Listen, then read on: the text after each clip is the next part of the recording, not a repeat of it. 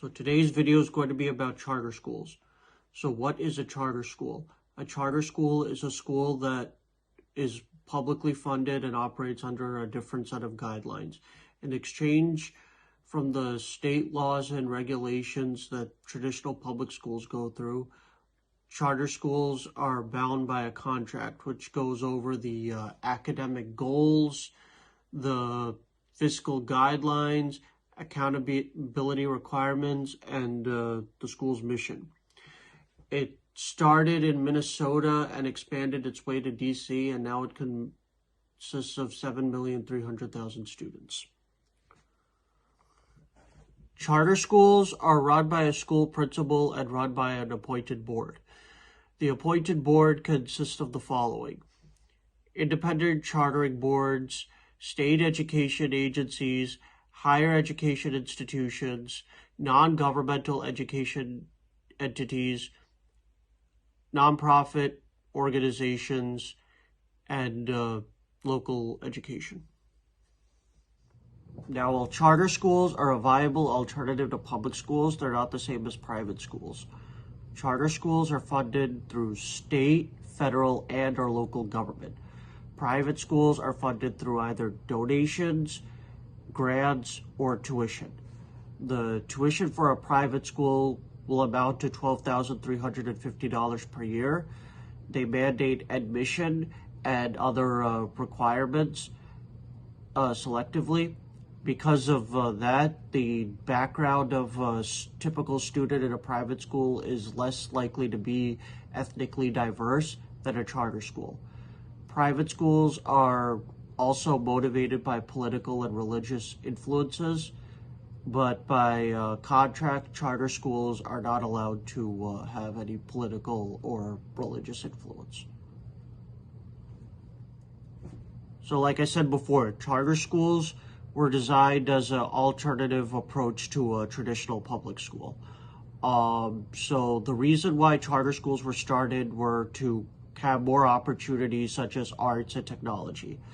The problem with charter schools is that they have less younger and more inexperienced teachers, and they are able to get away with it because charter schools have less requirements to meet for teaching than their traditional public school counterparts. Charter schools have been known to practice fraud. There were numerous investigations of this in California, Texas, and Pennsylvania.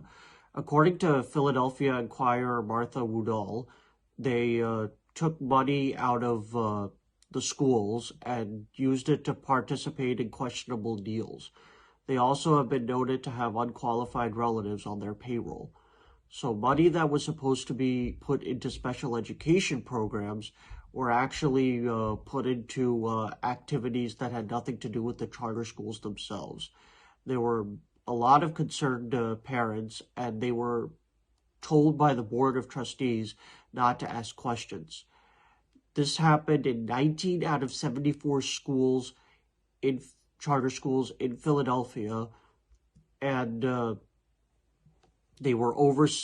74 charter schools were overseen by 7 people.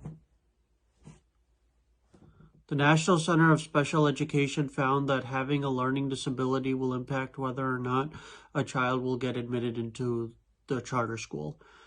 We have 10.6% of students with learning disabilities in a charter school as opposed to 12.5% of students with learning disabilities in an average traditional public school. We've had researchers pose as fictitious parents and found out that those who said that their child had a learning disability were 5.8 percentage points less likely to respond. And now we go on to magnet schools. Magnet schools are part of the public school system.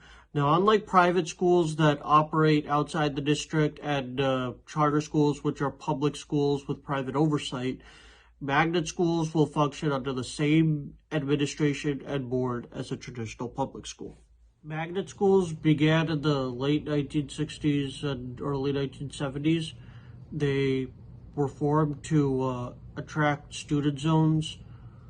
First, how they did that was first they attract students within the district, and they would later provide an environment and experience to attract students from beyond other districts into their school. The idea of a magnet school is, again, to not only provide diversity to a school, but also provide other avenues such as STEM and performing arts, and special educational approaches. And now we go on to magnet schools. Magnet schools are part of the public school system.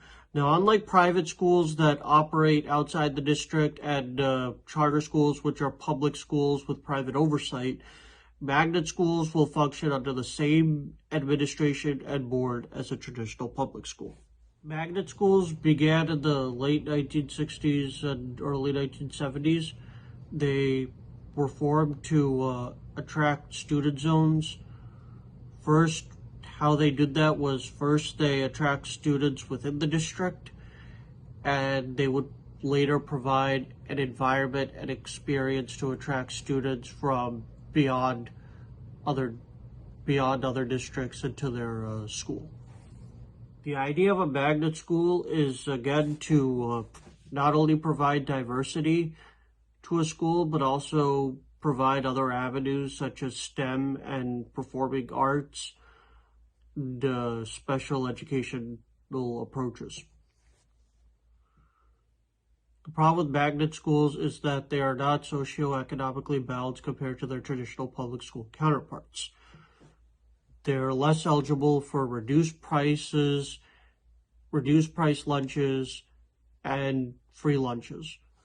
They also take out students from disadvantaged communities.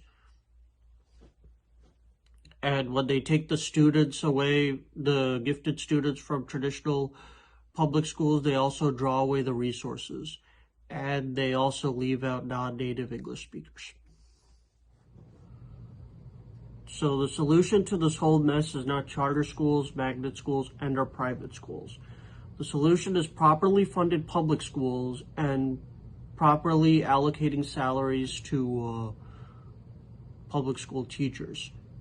When you have high salaries and proper funding, you have better textbooks, up-to-date textbooks with history, science, math. You have better special education resources for children with low learning disabilities, and you have a wide range of diversity in both ethnicity and socioeconomics.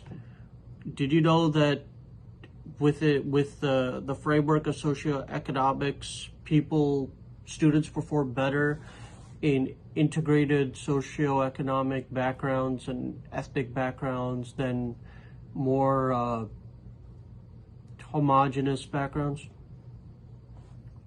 Anyway, thanks for watching the video, and my links will be on the YouTube page. Have a good day.